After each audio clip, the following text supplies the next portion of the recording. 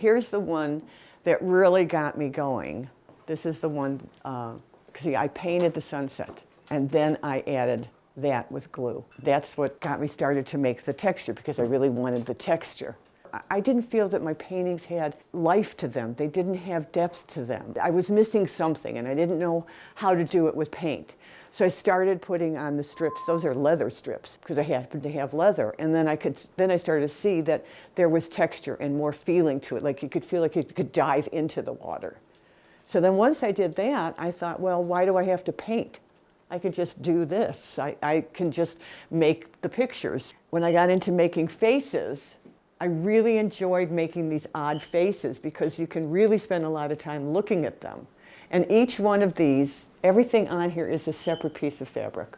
I just kind of cut and put it on and sew it and stand back and cut and put it on and just keep going like that. I call it my faces.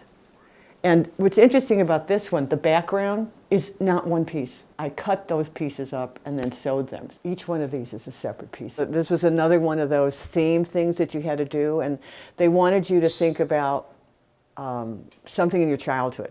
And when I was a little girl, we lived in one of these apartment buildings that, 3 floors, and it had the double doors. And I was 5 years old, and or 6 years old. I was coming home, and I had to ring the doorbell for the door to open.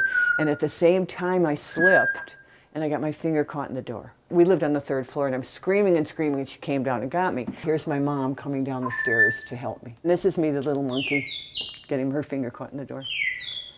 Lots of times I look through magazines and find an image, and then I'll combine images from one, because I like something in one image and not in the other.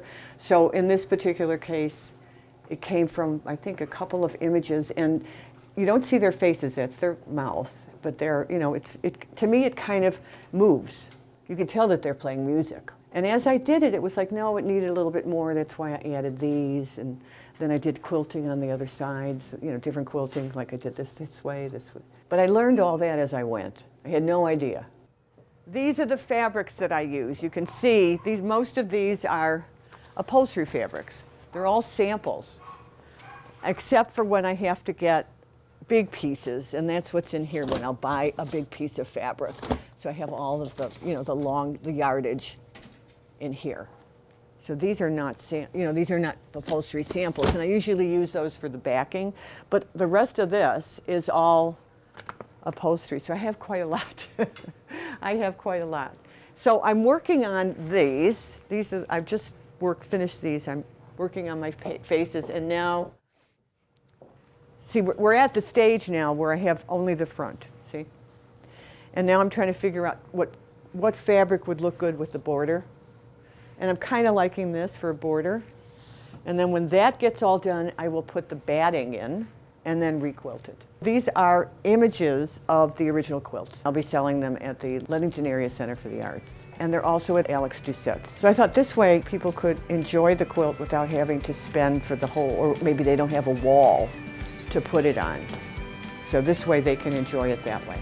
I'll be teaching a class at Ludington Center for the Arts. It's not a quilt. It's not, we call it, it's not your grandmother's quilt.